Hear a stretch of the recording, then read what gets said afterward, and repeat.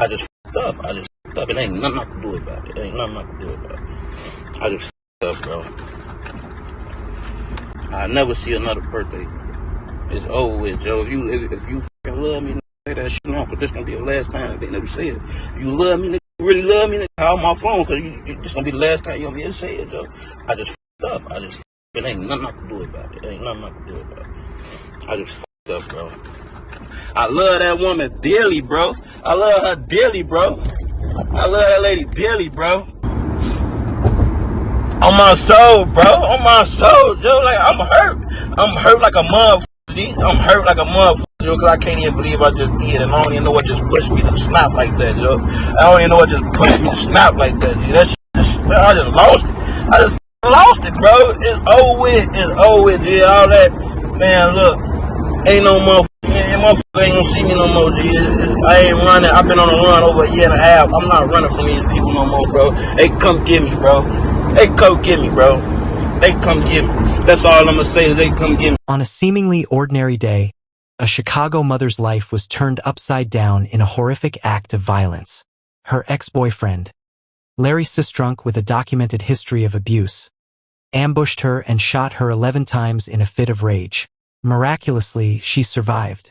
Her survival is nothing short of extraordinary, and her story shines a necessary spotlight on the terrifying extent of intimate partner violence.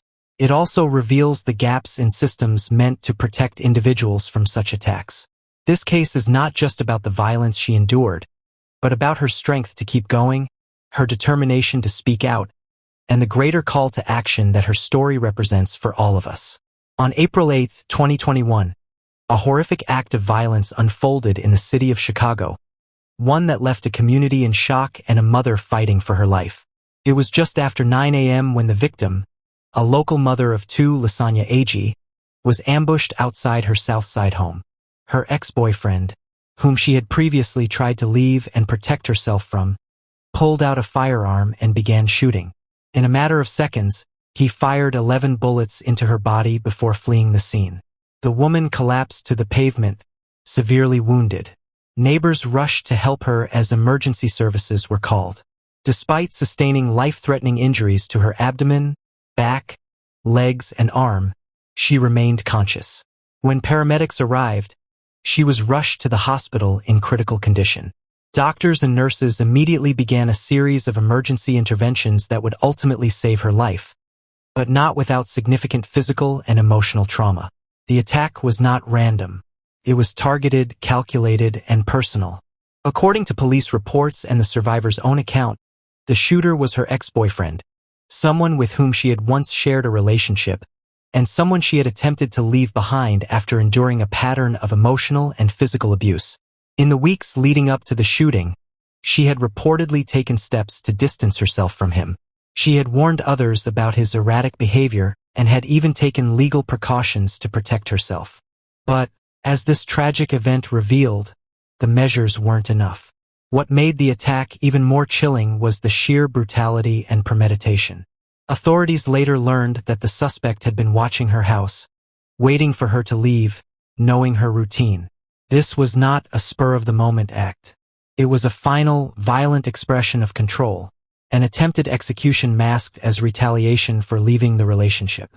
Despite the excruciating pain and the psychological trauma of being hunted and attacked by someone she once loved, the survivor would later share that she remembered everything about the attack. She remembers the first shot. She remembers how her body felt with each bullet. And she remembers thinking, as she lay on the ground bleeding, that she had to survive for her children.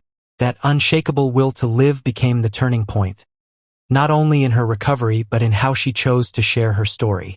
Her survival is a powerful testimony to resilience and a tragic example of the dangers many people, especially women, face when trying to leave abusive relationships.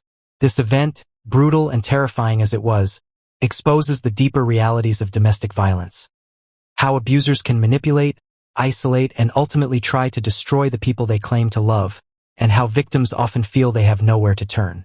Following the attack, law enforcement authorities launched a full-scale investigation to apprehend the suspect and deliver justice for the victim. Eyewitnesses at the scene provided critical information that helped identify the shooter, her ex-boyfriend, as the prime suspect. Surveillance footage from nearby homes and businesses corroborated the timeline of events and the identity of the attacker. Police acted swiftly, issuing a warrant for the suspect's arrest. Within days, he was taken into custody and charged with multiple felony counts, including attempted first-degree murder, aggravated battery with a firearm, and unlawful use of a weapon by a felon. The sheer number of shots fired, 11 in total, was a grim testament to the assailant's intent to kill. Prosecutors emphasized this point during the court proceedings, painting a chilling picture of a man who was driven by vengeance and control, rather than impulse. As the case proceeded through the judicial system, the survivor, still recovering from her physical injuries, demonstrated extraordinary bravery by participating in the legal process. Despite the trauma and fear, she provided statements, identified her attacker, and worked closely with prosecutors to ensure he was held accountable. The courtroom became a battleground for justice. Prosecutors highlighted the premeditated nature of the crime, the history of abuse, and the attacker's clear disregard for human life. Defense attorneys attempted to mitigate the charges, but the evidence was overwhelming. Text messages, witness statements, the survivor's own powerful testimony, and the ballistic reports from the crime scene. The survivor's strength and courage became a central theme of the proceedings. Her voice, once silenced by fear, became a powerful instrument in demanding accountability and protecting others from suffering a similar fate. The legal team also advocated for enhanced protections for survivors of domestic abuse, urging for reforms in how such cases are handled, especially when previous warning signs had already surfaced. As the trial concluded, the court found the suspect guilty on multiple charges. He was sentenced to a lengthy prison term, ensuring he would no longer pose a threat to the survivor or the broader community. For the woman at the heart of the case, it was not just a legal victory. It was a symbolic moment of reclaiming her life, her autonomy, and her right to live free from violence. The investigation and subsequent trial underscored the importance of swift legal action, community support, and survivor advocacy in confronting the devastating consequences of domestic violence. It also raised critical questions about prevention, protection, and what more needs to be done to stop abuse before it escalates to this level of brutality. The harrowing story of a mother shot 11 times by her ex-boyfriend is more than just a criminal case. It's a stark reminder of the dangers lurking in abusive relationships and the gaps in societal systems meant to protect victims. This incident didn't occur in a vacuum. It reflects a troubling pattern of domestic violence where survivors are often left vulnerable, even after separation. One of the most alarming aspects of this case is how it highlights the persistent threat many victims face even after leaving their abusers. Too often, survivors of domestic violence are told to walk away. But what happens when the abuser doesn't let go? The survivor in this story had taken steps to move on, but her ex-boyfriend's obsession and rage culminated in a near-fatal attack. This chilling reality shows that breaking free from an abusive relationship isn't always the end of the danger. It can, in some cases, mark the beginning of the most violent chapter. Attend the chilling story of what's happened to another Chicago mother. She was shot 11 times in a cold-blooded shooting. She is thankful to be alive and tonight demands some answers. NBC5's Regina Waldrop live with her story tonight. Regina? Stephan, what an amazing story of survival. This young woman says three people identified the shooter as her ex-boyfriend, also the father of her young son, to police. But tonight, no community alert, no charges. The only thing police telling us, this case still being investigated. Lasonya Agee stronger than she ever imagined. I just thank God I'm here. Still here after getting shot 11 times, she says, by an abusive ex-boyfriend. He only hit me 11 times. That's how many times he hit me. This doesn't count the bullet holes on my car. Well, she doesn't want you to see her face as she recovers in the hospital. He mostly hit my pelvis and my right leg. She wants you to hear her story. I believe he was trying to kill me and leave no witnesses. The February 21st shooting in the 7800 block of South Muskegon captured on surveillance video.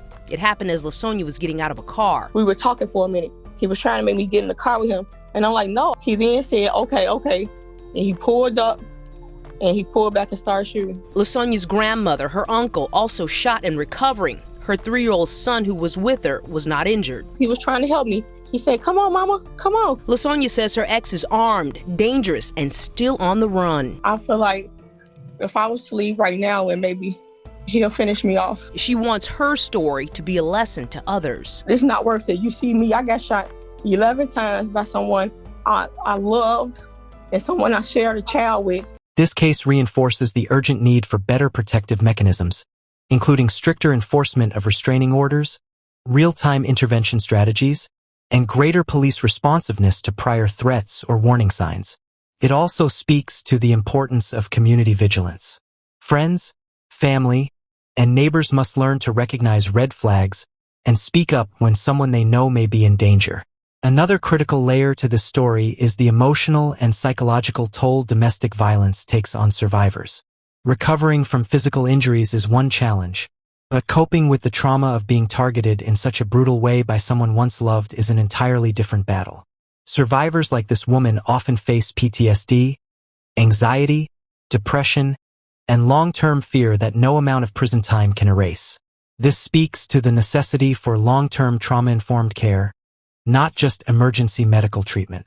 Survivors should have access to counseling, legal advocacy, and community support as part of their healing journey.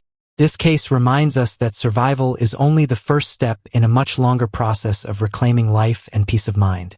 Lastly, the incident urges lawmakers, law enforcement agencies, and communities to reconsider how seriously we take domestic violence, especially threats made before acts of physical harm occur. Prevention is possible, but it requires real investment in education, early intervention programs, and victim support services. This story is a painful yet powerful call to action. It asks us not only to empathize with victims, but also to demand more from the systems around them, to ensure that one person's escape from abuse does not end in tragedy, but in safety, justice, and true freedom. The attempted murder of Lasonya Agee presents both a catastrophic failure of our protection systems and a testament to the extraordinary resilience of the human spirit. Her story forces us to confront uncomfortable truths about how domestic violence thrives in the gaps between our legal, social, and community responses. Yet, in these same gaps, we find the potential for transformation. Every restraining order properly enforced, every threat taken seriously by authorities, every bystander who recognizes warning signs and offers support. These represent opportunities to write different endings to stories that too often conclude in tragedy. Lasonya survived to ensure others won't have to. If this story moved you, take action now. Like this video to help our algorithm reach more viewers who need this information. Subscribe to LAT True Crime Stories for more content that goes beyond sensationalism to provide life-saving awareness and prevention strategies. Share this video with someone who might benefit from understanding these warning signs. You never know whose life you might save.